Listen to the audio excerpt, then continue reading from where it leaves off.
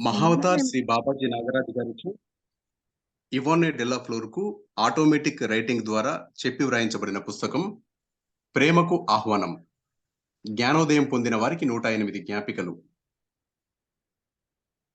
ఆది బుద్ధుడు మరి ఆది బుద్ధి, మూల బుద్ధుడు మరి దివ్య ప్రజ్ఞ. సెప్టెంబర్ 18, 2004. 50వ సందేశం. సమయం రాత్రి 3:07. ఇప్పుడు పిల్లలారా, మీకు అద్భుతమైన ప్రజ్ఞ మరి చాలా చురుకైన మనస్సు ఉండవచ్చు. కానీ ఆ మనసుకు నిలకడ, నిశ్చితత్వం లేకపోతే అంతా ఇలాగే అంతా అదృశ్యమైపోతుంది. బోధకుల్లోనూ మరి శిష్య పరిగణంలోనూ ఎవరైతే మార్గనిర్దేశకత్వం వహిస్తారో అది ఖచ్చితంగా వారి అంతరంలోని ఆది బుద్ధుడు మరి ఆ ఆది బుద్ధి అయి ఉండాలి. లేకపోతే అంతటి శక్తి మరి సమయం వృధా అయిపోయినట్లే.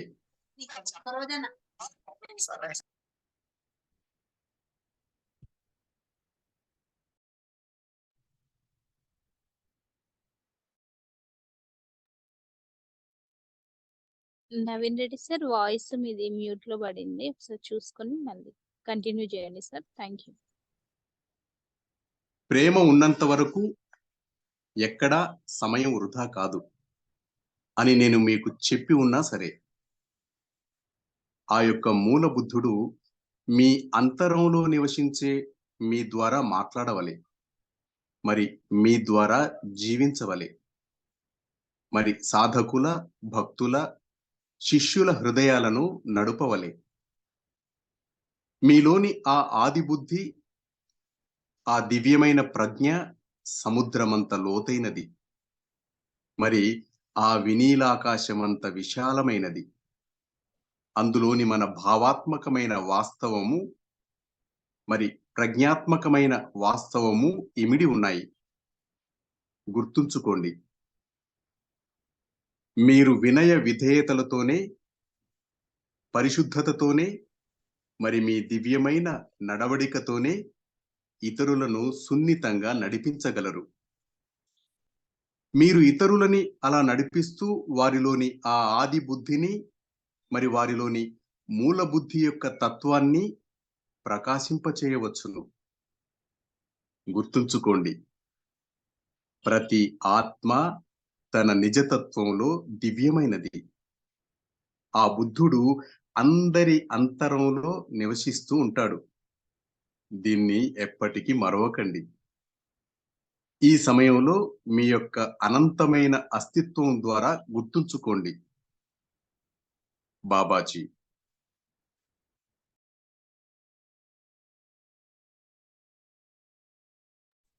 నవీన్ రెడ్డి గారు, మీరు ఇప్పుడు చదివిన మెసేజ్ నంబర్ ఏదండి? Ma'am 50 ma'am 50 madam. 50. 48, 49 అవ్వలేదు కదండి.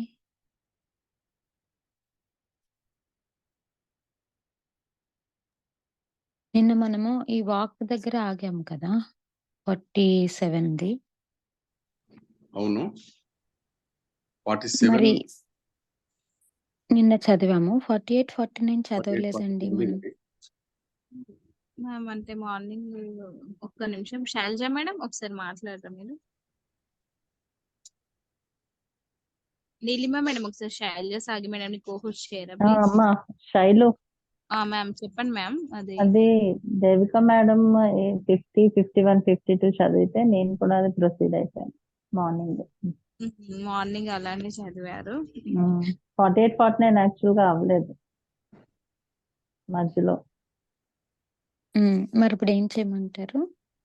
48, 49 బెటర్ చదివితే అని నాకు అనిపిస్తుంది. 48, 49 చదవండి. ఎవరిని అన్నారు? సుధా మ్యామ్, మీరు 48, 49 చదివారు. 50 సరే చదవండి, నవీన్ రెడ్డి సార్ 51, 52 చదువుతారు. ఓకేనా? అయితే నీమా మేడం 51, 52 చదువుతారు ఇంగ్లీష్ లో. Thank you, Sudha, for correcting. Thank you. The sacredness of Aditi. What you know as space. September 18, 2004. Message 48. 2:36 p.m. Now, we must go on, Emanai. You have the opportunity to write. Your children are happy and well and enjoying their father. He has recognized Babaji's energy. Good. That will make things much easier for you and for the transmission he receives daily that can strongly push the mind to the edge. Now, continue. No questions, please. We have a lifeline. Every teacher and all my children should remember to bless the Aditi inside and outside. It is the sacred space. Wherever they go, with whomever they are, a silent blessing of Aditi is required. Present respectful pranams to it, even mentally. Aditi carries such wisdom. It is an opportunity to live it and share with others. Space is sacred. So is your inner Aditi. The master must bless the inner Aditi of the disciple, the vast universe within, recognizing that within the heart of the disciple lives the master, the guru. Oh, such sweetness, such miracles. Aditi is sacred. Amanine, you are sacred to me. All my children are. My boy loves you. The mother takes care of you. The soulmate is you. Next message, Babaji.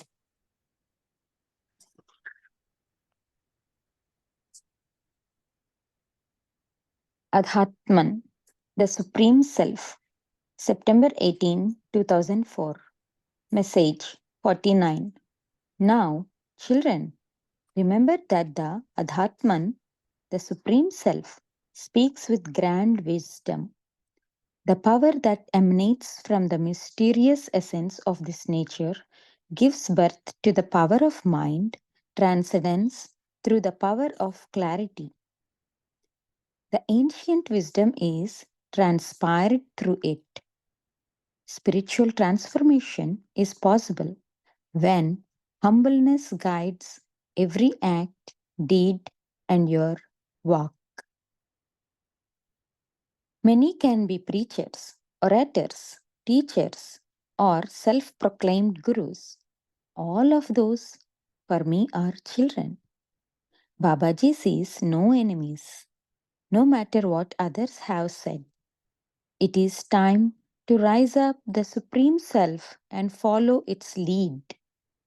You are the creators of opposites, the creators of balance. Shine your own Supreme Self. Be the messenger of God. May your teachings be like a symphony that transcends time and space. Light the fire of the heart of the devotees. Become the voice with no form. Remember your sacred self as the instrument that will play the masterpiece, the eternal, everlasting music of infinity. The more you remember this, the more the Christ energy will shine through the message. Your qualities are eternal. Remember that you are destined perhaps to wander around the boy, around this planet Earth, to share the message, Babaji's message, Christ's message, Buddha's message, the enlightening message that includes all and unifies all in the Adhatman. Stop any nonsense of depending who owns Babaji or not. Stop the illusion of separation. Even when you are on the spiritual path, you still create divisions. Children, remember the Supreme Self shines with non-violence. There are no politics in love. Truth and honesty are the healers of politics with the new spiritual evolution. There is no division of countries. The universe must be your own country. Worship God not in temples, but in every fellow being. God is both the disciple and the master. Now, please remember this. Would you do that favor for Babaji? I love you, Babaji.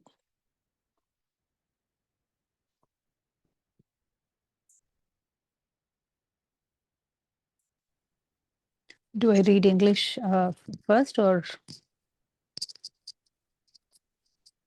I chapter? think you are reading 51 and 52. Nima. Right, 50 has been read by Naveen J. So, Okay, you want to read? yeah, because 50 he has read in Telugu. Okay. Sure.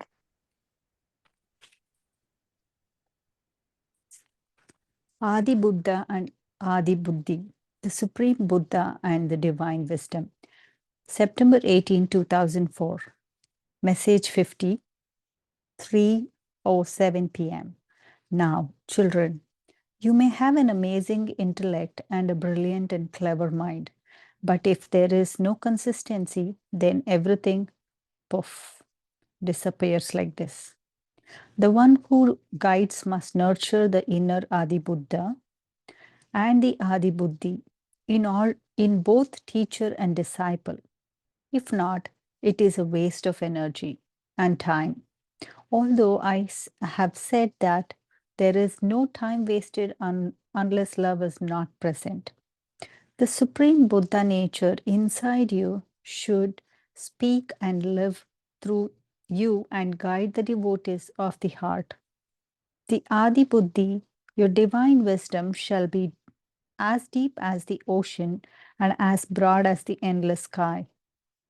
It includes the emotional realm and the intellectual realm. Remember that it is with humbleness, purity, and the noblest character that you can gently lead others. You can really guide others to their inner Adi Buddhi and shine their true supreme Buddha nature. Remember that each soul is potentially divine. The Buddha is inside all. Do not forget. This time, remember through the eternity of your existence. Babaji.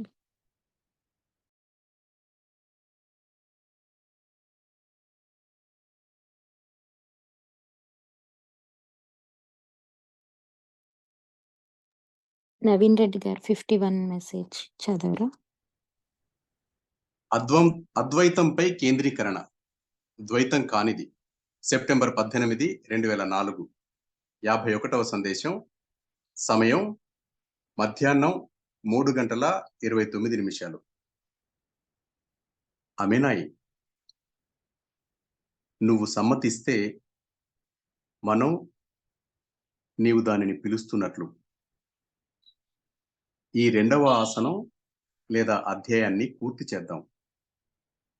అప్పుడు నువ్వు నీ బిడ్డలను ఆదరిస్తావు మరియు ఒక మాతృమూర్తిగా, దివ్య మాతృమూర్తిగా నీ పనులు నిర్వర్తిస్తావు. బిడ్డలారా, మీరు అద్వైతం, ద్వైతం కాని దానిపైనే ఎల్లప్పుడూ కేంద్రీకరించాలి. దానికి జపం ఉపయోగకరం కావచ్చు. ఒక మంత్రం యొక్క పునశ్చరణ మనస్సును ఐకమత్యంలో కేంద్రీకరించబడినదిగా మరియు ఏకతపై, ద్వైతం కాని వ్యక్తీకరణపై కేంద్రీకృతమైనదిగా ఉంచుతుంది. ఏ విపరీతాలు ప్రత్యక్షమవ్వకుండా ఆగ్రహం లేక ఆనందం, సమతుల్యతలో ఉండండి. కేంద్రీకృతులై ఉండండి మరియు ఆ పవిత్ర అదితి నుంచి ఇతరులకు మార్గదర్శనం చేయండి. ఇతరులను ఆశీర్వదించండి. ఇతరులకు దైవిక శక్తినివ్వండి. ఆధ్యాత్మిక పోటీని విడిచిపెట్టండి. బిడ్డలారా, కేవలం ఒకే ఒక బోధకుడు మాత్రమే లేడు. మరియు అయినా గాని కేవలం ఒకే ఒక గురువు మాత్రమే ఉన్నాడు. అవును, అది ఉంది. మహామాయ యొక్క అంధకారాన్ని తొలగించే, జ్ఞానోదయం కలిగించే శక్తి. ఈ ప్రయాస పూర్తిగా అనవసరమైనది.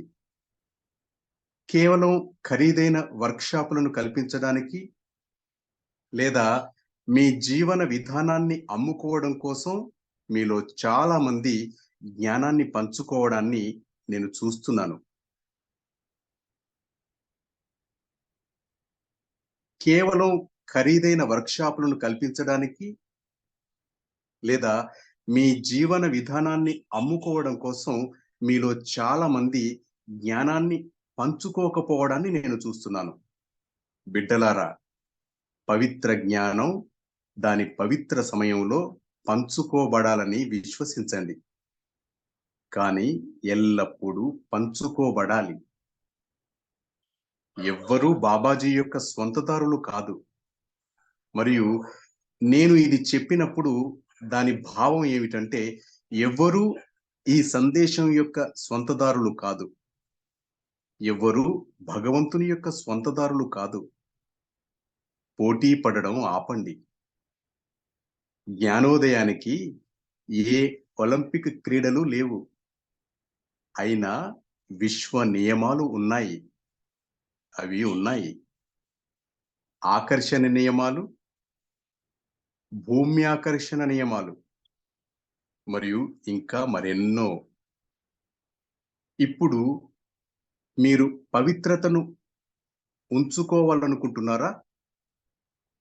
మీరు సరళంగా ఉండాలనుకుంటున్నారా?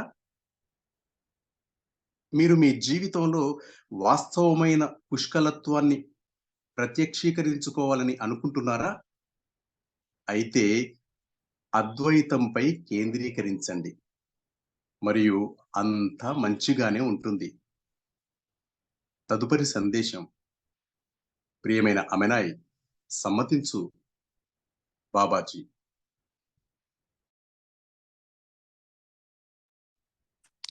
Focus on Advaita, non-duality. September 18, 2004. Message 51. 3:29 p.m. Aminai, if you may, we will finish the second asana or chapter as you call it. Then you will receive your children and you do your chores as mother, as Divine Mother. Children, you must focus on Advaita, non-duality at all times. Japa might be useful for that. The repetition of a mantra keeps the mind centered in unity and focused on oneness, non-dual expression, so that no extremes are manifested, neither anger nor happiness. Remain balanced, remain centered, and from that sacred Aditi, guide others, bless others, give divine Shakti to others. Cease spiritual competition, children. There is not only one teacher, and yet there is only one Guru. Yes, it is. The enlightening, dispelling energies of darkness of the Mahamaya. The struggle is totally unnecessary. I see many of you not sharing the wisdom just to create expensive workshops or methods to sell your way of living. Children, trust that the sacred wisdom must be shared in its sacred timing, but always shared. No one owns Babaji. And when I say this, it means that no one owns the message. No one owns God. Stop competing. There is no Olympic Games for enlightenment, yet there are universal laws. There are laws of attraction, laws of gravity, and many others. Now, do you want to keep pure? Do you want to keep simple? Do you want to manifest real abundance in your life, then focus on Advaita and all shall be well. Next message. Beloved Amanai, please, Babaji. నేను అపరిమితమైన వాడిని. September 18, 2004. 52వ సందేశం. సమయం మధ్యాహ్నం 3:48. నిర్మలమైన ఎరుకే నీవు, సర్వ విషయాలకు సాక్షివి. నువ్వు ఆకాంక్ష రహితుడివి, స్వతంత్రుడివి. నువ్వు ఎక్కడికి వెళ్ళినా ఆనందంగా ఉండు. అష్టావక్ర గీత 15:4. నా ప్రియమైన బిడ్డలారా, తాము అయి ఉన్న దాని యొక్క దివ్యతను ప్రతి ఒక్కరూ అనుభవం పొందాలి. ఆమేనాయ్. వారికి జ్ఞానోదయం పొందిన వారు దయతో, ఇష్టంతో, సేవ మరియు నిష్కాపట్యంతో మార్గం చూపాలి. కేవలం మాయ లేదా వైఫల్యపు భ్రమను కల్పించేవైన ఆత్మను పరిమితం చేసే నమ్మకాల నుంచి బయటపడడానికి మానవులు ఇప్పుడు సిద్ధంగా ఉన్నారు. వారంతా ఘన విజయానికి, జ్ఞానోదయానికి, స్వతంత్ర్యానికి ఉద్దేశించబడి ఉండగా వారు వైఫల్యపు మాయలో జీవిస్తున్నారు. ప్రేమ యొక్క ఎరుకతోనే అందరూ మార్గం చూపాలి. అదే ఏకైక మతం. అప్పుడే మీరు తెలుసుకుంటారు, నా బిడ్డలారా, వారే ప్రేమను ప్రశంసించే మరి జీవించేవారు. ప్రేమ తెరచి ఉన్నదిగా మరియు స్వతంత్రమైనదిగా ఉండాలి. పరిమితం చేసే అన్ని భయాలు మరియు ప్రేమ, కాముకతల గురించిన కార్యక్రమాలు మరియు మరొకరిపై యజమానత్వం విడిచిపెట్టాలి. ఇతరులకు మార్గం చూపేటప్పుడు జ్ఞానోదయాన్ని కలిగించే వాస్తవాన్ని సృష్టించడానికి బాధ్యత వహించేదిగా భావించబడే వినయాన్ని నా బిడ్డలు ఎల్లప్పుడూ గుర్తుంచుకోవాలి. తమను తాము బోధకుడుగా ఒక పీఠంపై ఉంచుకుని ఇతరులు తమను తాము ఆ బోధకుడితో పోల్చుకునేలా చేయడం అనేది ప్రమాదకరమైనది. అది బోధకుడి గురించి కాదు. అది ఇతరులకు మార్గం చూపే మరియు తమ స్వంత జ్ఞానోదయాన్ని ఎంచుకోవడానికి ఇతరులకు సహకరించే సజీవ బోధన. ఇతరులను తమ మార్గంలోకి ఆకర్షించడానికి వ్యాపార సంబంధమైన ఎత్తుగడలు మరియు చురుకైన ఆధ్యాత్మిక పదాల బదులుగా కరుణ మరియు ప్రేమల ద్వారా ఒక తెరవబడి ఉన్న ఆహ్వానంగా ఉండండి. లేదు బిడ్డలారా, అది ఇక ఎంత మాత్రం పనిచేయదు. జ్ఞానోదయం ప్రతి ఒక్కరి కోసము ఉంది. మనం కేవలం వార్తను వ్యాపింపజేయాలి, అంతే. మనం ప్రతి ఒక్కరిని అపరిమితమైన ప్రేమతో స్వాగతించాలి. ఆమేనాయ్. అమరత్వానికి ఏకైక మార్గం అదే, ప్రేమ యొక్క మార్గం మరియు హృదయం యొక్క మార్గం. అది అందరినీ మరియు అన్ని విషయాలను కలుపుకుని ఉంటుంది. నేను మీకు చెబుతున్నాను, నేను నా బిడ్డలను ప్రేమిస్తాను. నా బిడ్డలు నిబంధనారహితమైన ప్రేమతో అందరికీ మార్గం చూపాలి. దానికోసం వ్యాపారాన్ని వినియోగిస్తే బాబాజీ పట్టించుకోరు. నేను కేవలం ప్రేమనే పట్టించుకుంటాను. నేను ప్రేమను శ్వాసిస్తాను మరియు ప్రేమను జీవిస్తాను. నేను దానికి ఒక బహిరంగ ఆహ్వానాన్ని. నా బిడ్డలు జ్ఞానోదయానికి బహిరంగ ఆహ్వానం కావాలి. జ్ఞానోదయానికి వ్యతిరేకమైనది ఏదీ లేదు. బుద్ధుడి యొక్క స్వభావం అన్నింటిలోనూ ఉంది.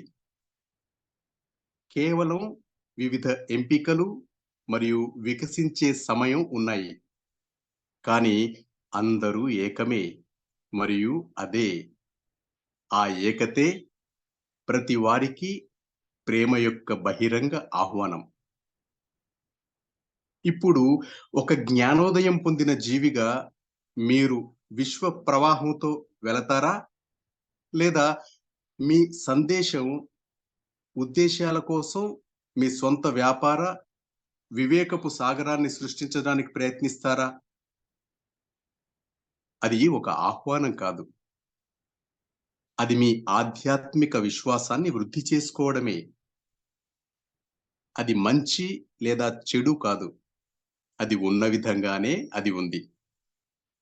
కానీ జ్ఞానోదయం, ప్రేమ, నిష్కాపట్యం, వినమ్రత మరియు సత్యం అనేవి అంతర్గత బుద్ధుడి వద్దకు, అందరిలో ఉన్న క్రీస్తు శక్తి వద్దకు సరళమైన ప్రవేశ మార్గాలు.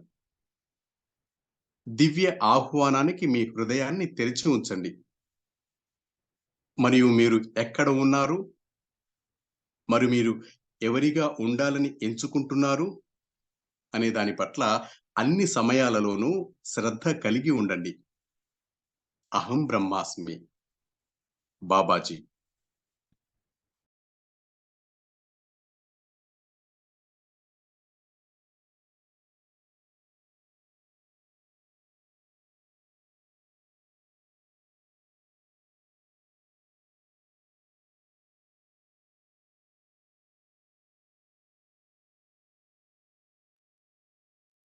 ఇంగ్లీష్ కంటిన్యూ చేస్తారా madam? I am boundless. Chapter I am boundless. September 18, 2004. Message 52. 3:48 p.m. You are pure awareness, the witness of all things. You are without expectation, free. Whenever you go, wherever you go, be happy. Ashtavakra Gita 15:4. My beloved children, everyone should experience the magnificence of who they are. Amine. The enlightened one must guide them with kindness, intention, service, and simplicity. Humans are ready now to step out of self-limiting beliefs that just create the Maya or illusion of failure. They live in failure Maya when they all are destined for grand success, for enlightenment, for freedom. All should guide with the awareness of love, the one and only religion. That is when you will know, my children, they are the ones who praise and live love. Love should be open and free, relinquishing all limiting fears and programs about love, sexuality, and ownership of another one. My children should always remember the humbleness that is implied to be responsible for creating an enlightening reality while guiding others. It is dangerous to put oneself as a teacher on a pedestal and to make others compare themselves with the teacher. It is not about the teacher, but the living teachings that guides others and assists others to choose their own enlightenment. Be an open invitation through compassion and love, rather than through tactics of marketing and smart spiritual words to attract others to their path. No, children, that doesn't work anymore. Enlightenment is for everyone. We just need to spread the news. That's all. We need to receive everyone with boundless love. Amine. That is the only way to immortality, the way of love and the way to the way of the heart. It includes all and everything. I say unto you, I love my children. My children should guide all with unconditional love. Babaji cares not if marketing should be used for this or that. I care only for love. I breathe love and live love. I am an open invitation for that. My children should become an open invitation for enlightenment. There is not an opposite of enlightenment. The nature of the Buddha is in all. There are just different choices and evolutionary timing, but all are one and the same. That oneness is an open invitation of love for everyone. Now, as an enlightened being, will you go with the cosmic flow or try to create your own market-wise ocean for your message purposes? That is not an invitation. That is the promotion of your spiritual belief. That is not good or bad. It is just as it is. But enlightenment, love, simplicity, humbleness, and truth are simple gateways for the inner Buddha, the Christ energy in all. Open the heart to the divine invitation and be attentive at all times where you are and who you choose to be. Aham Brahmasmi. Babaji.